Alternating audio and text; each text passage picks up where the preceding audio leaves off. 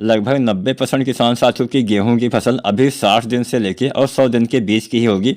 तो गेहूं में 60 दिन के बाद से 100 दिन तक क्या क्या आवश्यक कार्य हमें करना चाहिए, कैसे हम गेहूं में पैदावार बढ़ा सकते हैं, क्योंकि अभी तक जो हमने किया उससे हमारे अच्छे कल्ले आए हैं, पौधे की अच्छी ग्रोथ हो गई है, पौधे में हरापन है।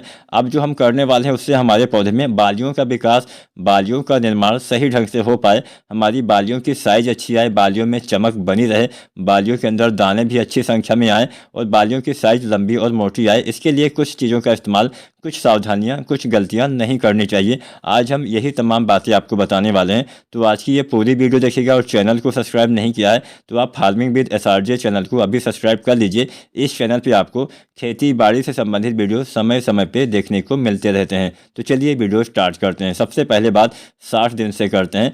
तो 60 दिन से पहले आपको यूरिया डाल देना है।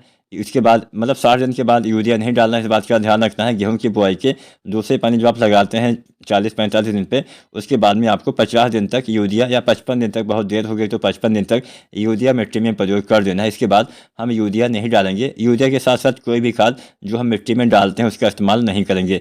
तो 60 दिन के बाद आपको क्या करना है, मान लीजिए आपकी कोई अगेती वैरायटी है जो थोड़ा सा लंबी हो जाती है, तो पहली गांठ बनते समय आपको उसमें कुछ चीज़ों का इस्तेमाल करना होता है। 55 से 60 दिन के आसपास आप डाल सकते हैं। पहली गांठ बनते समय आपको डालना होता है लिहोसिन। खासकर उन वैरायटियों में डालना है जिनकी हाइट ज़्यादा होती है और आपने उसकी अगेती बुआई की है, अक्टूबर के महीने में बुआई कर दी या फिर आपने नवंबर के प्रथम सप्ताह तक बुआई कर दी है, तो आपको उसमें लिहोसिन का इस्तेमाल करना होता है। 2 ml प्रति लीटर पानी के हिसाब से लिहोसिन का इस्तेमाल करना होता है। इसका इस्तेमाल गेहूँ में हम 2 बार करते हैं। अब ध्यान यही रखना कि केवल अगेती वैरायटी में और जिसकी हाइट ज़्यादा होती है, अगेती आपने बुआई किया है तभी करना है। अगर आपने अगेती वैरायटी को देर में लगाया हुआ है तो भी लिहोसिन नहीं डालना है, तो भी आपके पौधे ज़्यादा लंबे नहीं हो पाते हैं।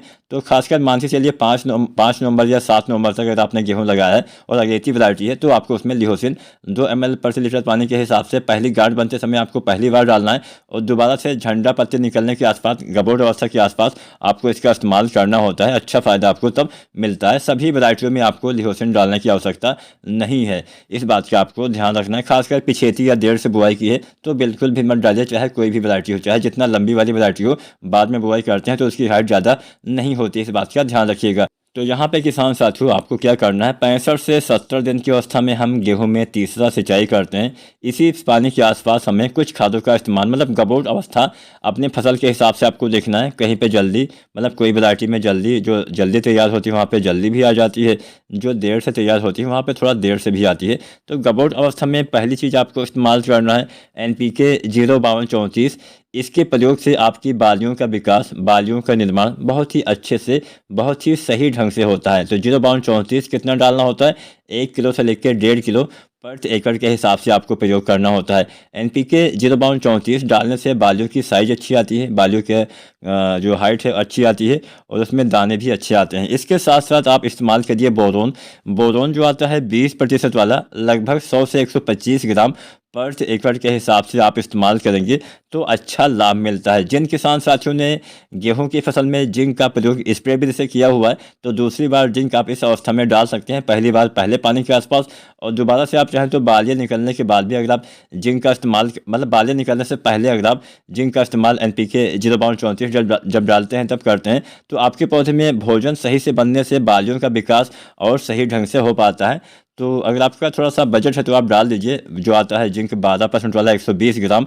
इसके इस्तेमाल से पौधे में भोजन सही से बनने से आपके पौधे में थोड़ा बहुत पीलापन हो गया तो वो भी चला जाएगा और आपके पौधे में अच्छे से बालियों का विकास, निर्माण हो पाएगा। तो ये 3 खादें बालियाँ निकलने से पहले आपको स्प्रे विधि से प्रयोग करना है। सभी का अलग अलग घोल बनाना है। NPK 05234 1 से 1.5 किलो, बोरोन 20% वाला 100 से 125 ग्राम, जिंक भी आपको 12% वाला जो आता है 120 ग्राम लेना है। तीनों का अलग अलग बर्तन में घोलना है, उसके बाद टंकी में एक साथ डाल के आप इसका स्प्रे कर सकते हैं। इसके इस्तेमाल से बढ़िया फ़ायदा मिलेगा। अब यहाँ पे इसके बाद में क्या करना होता है, जब बालियाँ निकल रही होती हैं तो आपको, मतलब फ्लावरिंग की अवस्था में कोई भी चीज़ आपको छिड़काव नहीं करना होता है, नहीं तो पोलिनेशन सही से नहीं होता है। बोरोन डालते हैं तो पोलिनेशन अच्छे से होता है। इसके बाद में जब बालियाँ संपूर्ण बाहर आ जाती हैं तो दाना भरते समय आप चाहें तो NPK 0050 का प्रयोग कर सकते हैं। अच्छा फ़ायदा, अच्छा लाभ मिलता है। 1 से 1.5 किलो यह NPK आपको डालना होता है। मान लीजिए लीजिए बालियाँ निकलने के बाद आपको कभी कभार पीलापन भी दिख जाता है गेहूं में, तो ऐसी दशा में आप NPK